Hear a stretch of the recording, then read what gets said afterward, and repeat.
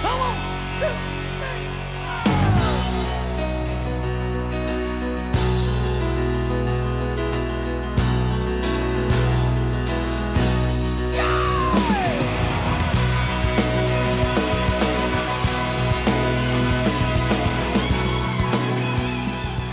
Good morning. Welcome back to the Broadcast Retirement Network. I'm Jeff Snyder. This is BRN Weekly for Saturday, May 28th, 2022.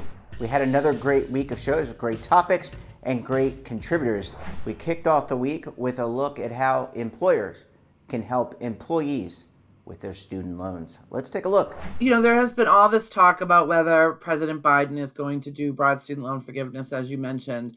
But what is sort of missing in some of these headlines and some of these debates is some of the actions this administration has already taken that has resulted in people getting forgiveness of their student loans, and if not getting actual forgiveness, getting them a lot closer to that with existing programs. So one program that you and I have talked about several times is public service loan forgiveness. And there used to be a lot of chatter about whether that program was fraught with peril and that supposedly less than 1% of people that applied ever got it. Last October, the Biden administration announced a temporary waiver for public service loan forgiveness that essentially puts a lot of the rules temporarily to the side and allows people to get a lot of qualifying payments that they would not have qualified for before, and towards public service loan forgiveness. And that so far has resulted in about 70,000 people getting immediate forgiveness of their loans, and to put under public service loan forgiveness.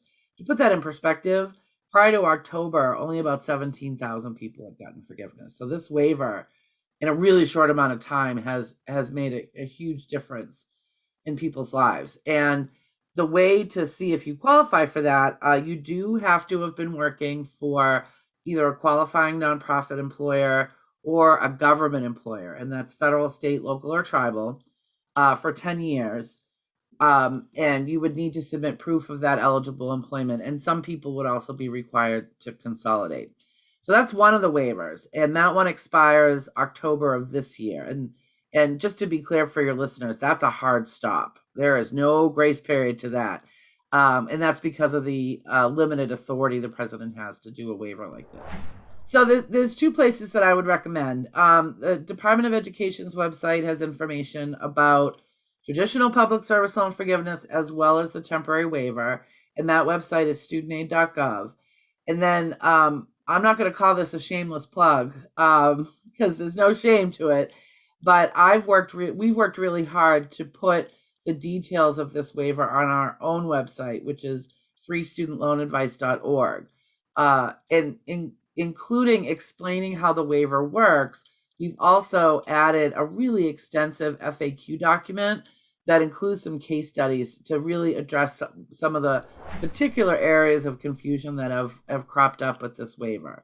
So I would recommend, and of course, people can always email us for free if they have further questions about it. So more recently, as in just a couple weeks ago, the Department of Education announced another waiver specifically for people that are pursuing forgiveness under any of the income-driven plans. So there are 5 of those income-driven plans. They're all exactly the same except where they're different. Collectively, we call them the IDRs, so the income-driven plans. So under those plans, if you make either 20 or 25 years, depending on the plan, payments that are all based on your income, if there's a balance left at the end, then your balance is forgiven. Now, those plans have come, the earliest one cropped up in 1994. It was hardly used at all. But then the more recent ones were implemented in 2009, 2012, 2015. What this waiver does is it gives the borrower credit for every month that they've been in repayment, regardless of whether they were under an income-driven plan. Now, this is going to be treated as a one-time adjustment.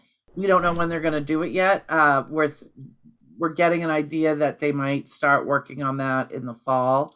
And the deadline for that, we're not sure. They sort of announced this one before it was fully baked. So we are still waiting for additional guidance, but it looks like the deadline they're thinking is going to be right around January. So we have information about that waiver on our website as well. But again, borrowers should keep in mind that we are still waiting. They announced that a little prematurely. So they might have questions that we can't answer yet because we're still waiting for guidance from the feds. Next up, we discussed providing autistic children with a safe space online. Let's take a look.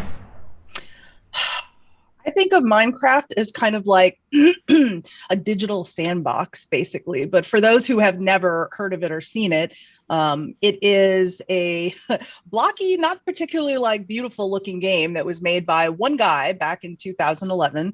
Actually, that's when he launched it. So it's now 11 years old. And it is a game where you can go in and build absolutely anything you want using building pieces like trees and, sand and blocks. And so it's led to this incredible outpouring of creativity. And today, Minecraft is actually used not only for leisure, but also as a teaching tool in some schools, because parents saw just what a great reaction, how many kids had to Minecraft and how they just wanted to go in there and build things all day. So yeah, there's now like a version of Minecraft that is specifically for use in educational settings. So it's a pretty interesting game. And actually I looked right before we got on today because I was curious how big it currently was. And last year it had 141 million players, and of those, between 2.8 and 3.6 million are on daily as of this year, which is like insane for a game that's 11 years old. So I think it's one of those things that is really it's interesting it's interesting as a social experiment, not just as a game. If you read the news at all, surely you've seen many instances of, kids that get bullied online playing video games. Unfortunately, this is just a part of the culture.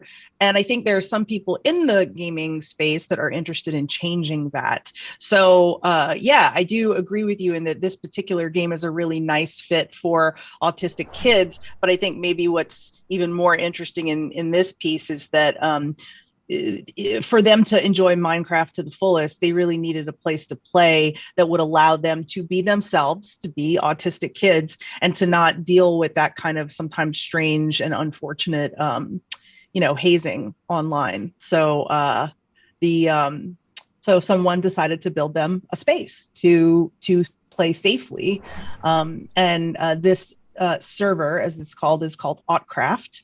And it was founded some years back by a fellow who decided that his autistic child was the one that inspired him to create this server, this place for autistic kids to go.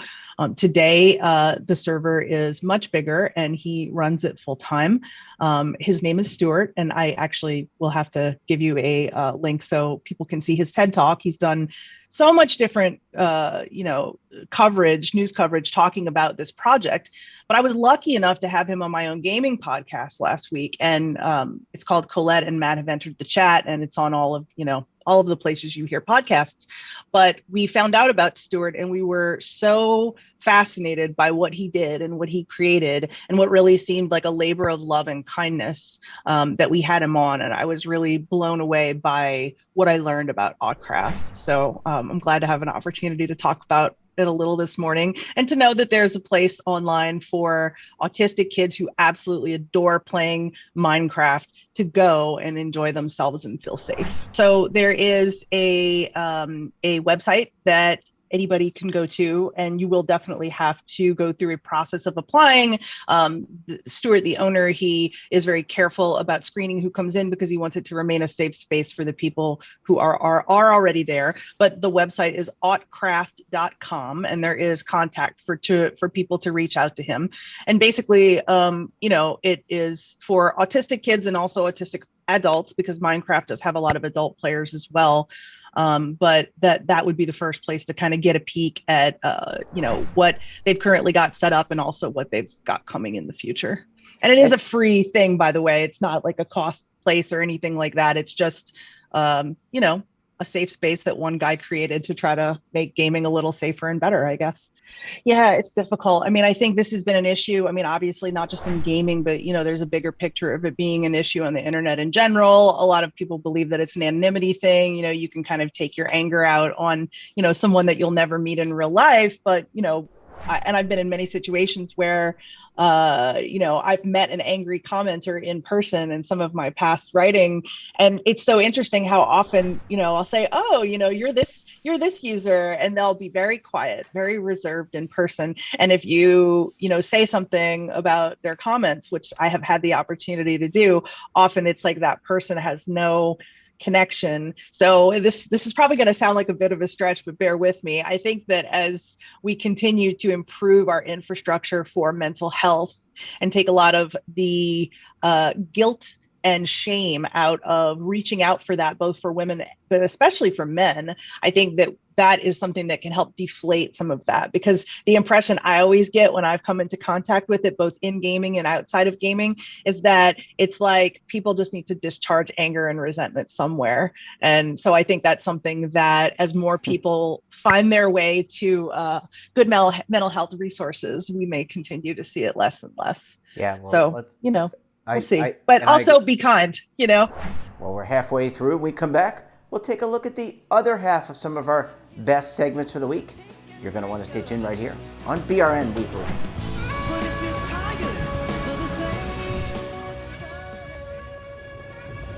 Imagine a new television network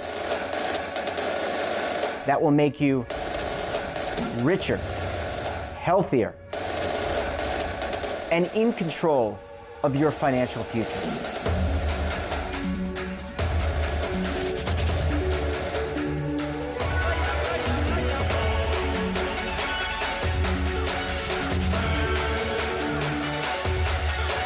This network is for the policewoman in Nashville, Tennessee, the baker in Dubuque, Iowa, the teacher in Lexington, Kentucky. We want to make the idea of savings and retirement culturally relevant. But what do you see as a defining issue of the midterms? Especially for the smaller businesses. I mean, they are the lifeblood of the American economy.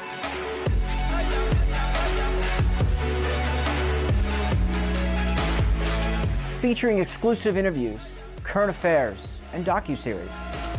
33 years old, you retired early. The philosophy is money only matters if it helps you live a life that you love. But you got to start thinking about retirement as soon as you get in. The Broadcast Retirement Network will drive very high engagement with premium partnerships. So this isn't retirement and savings for your parents or grandparents. This is for all Americans. And we're going to change the way you think about money.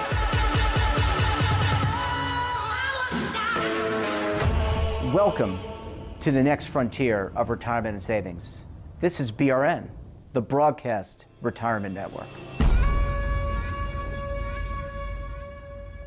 Are you stuck with a low credit score? A credit report and score that's causing you to be denied credit or pay higher interest rates than others for the same things? Then do what Terrence did and call Credit Repaired for your free credit evaluation to help restore your credit. I started thinking about buying a new house, and my score wasn't where I needed it to be. I called and spoke with one of the representatives, and we just had a good conversation, and I liked what he was saying. Just one call for his free credit evaluation was all it took to start back on the track to repairing his credit. I'm seeing the deletions and I'm getting the report, so I know something's being done. It does make a difference to me. All it takes is one call to get started. Credit Repair has given me a second chance to have a better credit score. Don't let a low credit score hold you back another day. Do what Terrence did and make the call for your free credit evaluation. Call 800-819-4152. That's 800-819-4152. Again, 800-819-4152. Welcome back. We also discussed the shift to preventative medicine for our pets with pet wellness. Let's take a look. Pet health and wellness is moving towards preventative measures, just like in human care.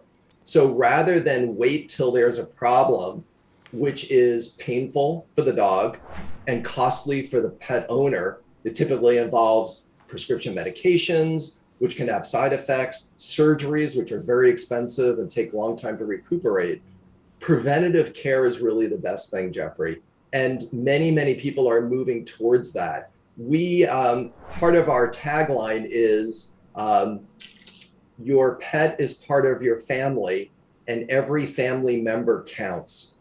And so today, young and old, we treat our pets like our kids. They're part of our family. And so therefore, looking out for them like you would look out for a family member is really where pet wellness is moving towards.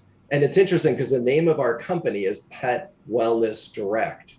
And we feel like that wellness movement is a really big part of it. So being aware and starting early on preventative measures is really, really critical. No different than taking a vitamin for yourself or stretching, like you were saying. Anything that you can do to prevent problems is really recommended. First of all, these are not prescription products, so you do not need a veterinarian's prescription. We designed this brand and our products around being vet strength. Vet strength means that they're stronger than most things that you will find on the product, but they are all natural supplements. So there's no artificial flavors, colors, fillers. They're proudly made in the USA. They're sold direct on our website because we like to educate. We want to talk about why these are different. We want to talk about the things that consumers should know. And so therefore we have videos on our website. There's a lot of information on our website, which is a lot easier than somebody walking into a retail store, which is really what happened to me. And I saw shelves of bottles and I picked them up. There's very little copy on the label. I didn't know one from the next. So I tried and I tried and I tried this one and that one. I spent a lot of money without the results. We feel like on our website, we can educate consumers. So that's what we do. So the website is petwellnessdirect.com. It's pretty simple. Dogs and cats are picky in many cases. So I have had dogs that will eat everything in sight and dogs that will look at something that I would eat and just look at it and not eat it. So cats are notoriously finicky. I believe you said you have some cats, so maybe you have two. Had two. Okay, so we have two. These products are formulated and designed to be very palatable, meaning that they're like a treat. Because if a dog's not going to eat the product or use the product or consume the product, then we're defeating our purpose. So they're made especially with certain flavors, natural flavors. They're hypoallergenic. We use hypoallergenic chicken. We use beef. There's other, it depends which product we're talking about. But in our hip and joint product, we have one that uses a hypoallergenic chicken and the other one uses a beef flavoring.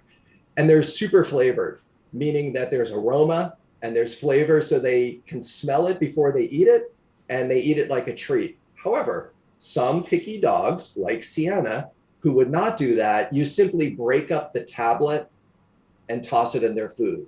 And that pretty much will take care of it. And most dogs will eat it just like that. So they just mix it in, whether it's wet food or dry food, you mix it in and they eat it right up, no problem. No, we're not just focused on canines right now, Jeffrey. And it's a good question. Horses are notoriously prone to arthritis. And for the same reasons, it's a big animal, lots of wear and tear on their joints. They just take a pounding. By the way, cats get arthritis too. So your cats are probably not immune from it. There on our website, there are modifications with one of our products. You can use it for cats. You can just talk to your vet about it and they could give you the right dosing for your cat.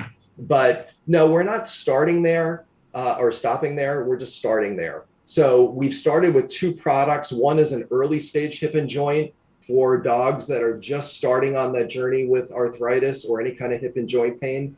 And then we have an advanced hip and joint complex with the green lip mussel and the sea cucumber, which is sort of like the boosted version, if you will. And we are looking into the other markets, which would be horses, cats, etc. So yeah, that's a natural for us. And finally, we discussed how small businesses can offer their employees employee benefits. Let's take a look.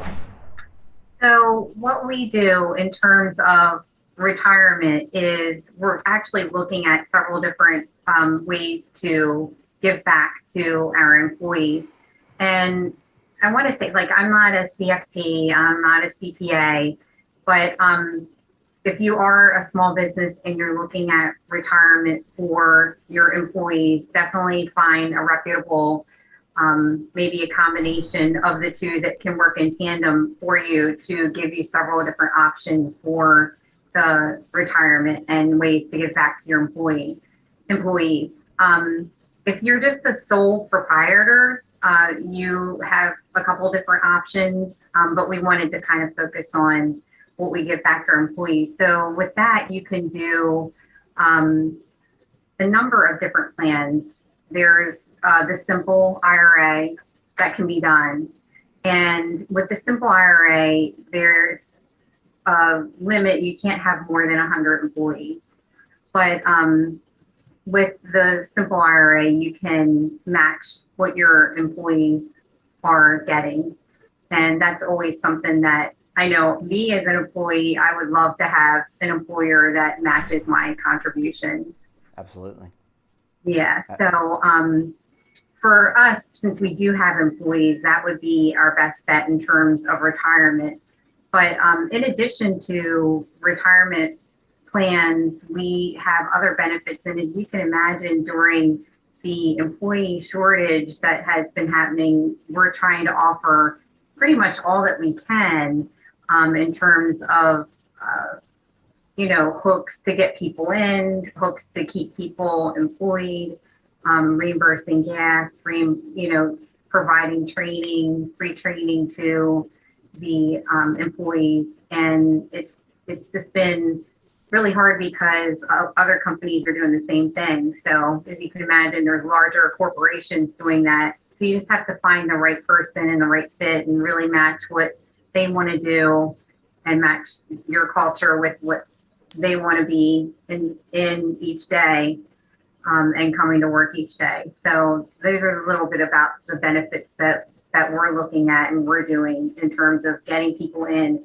and then just retaining them. And that's why it's really important for us to really take this next step into the retirement realm for small businesses. Before COVID, medical benefits for small businesses were pretty much nil, or they were very, very light or very expensive in terms of costs for the benefit that you're getting. Before COVID, I can't even remember the year because it was several years before we had started.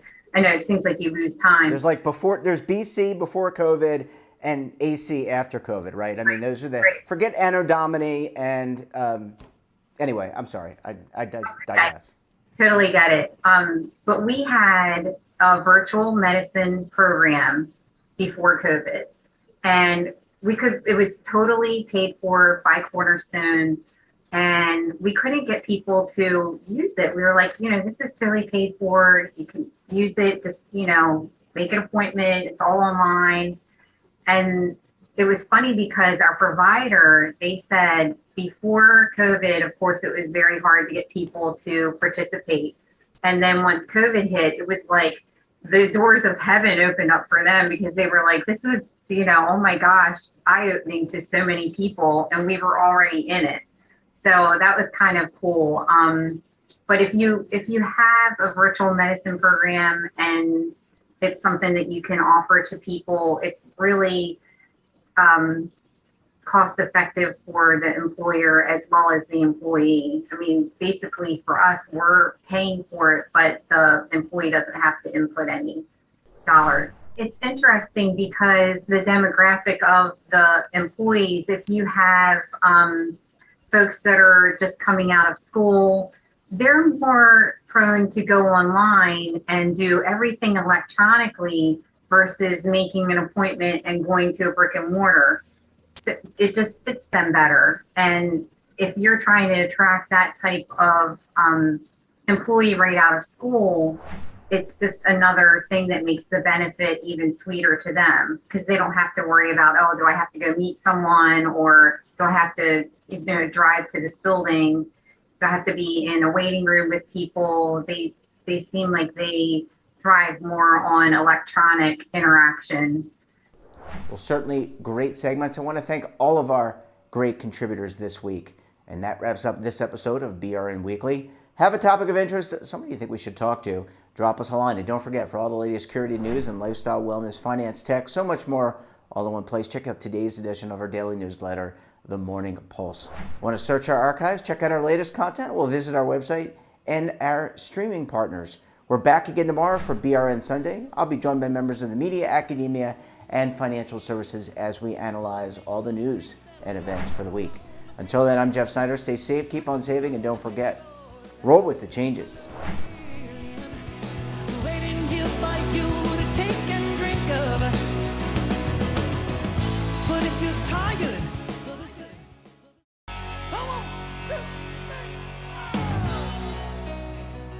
Now is your opportunity to co-create content around any topic on the first lifestyle and wellness network. Reach a global audience through our platform and co-own exclusive branded content. All of our programs are available on demand and also as audio-only podcasts, so you can take us on the go. Broadcast Retirement Network, available anytime, anywhere, and on any device.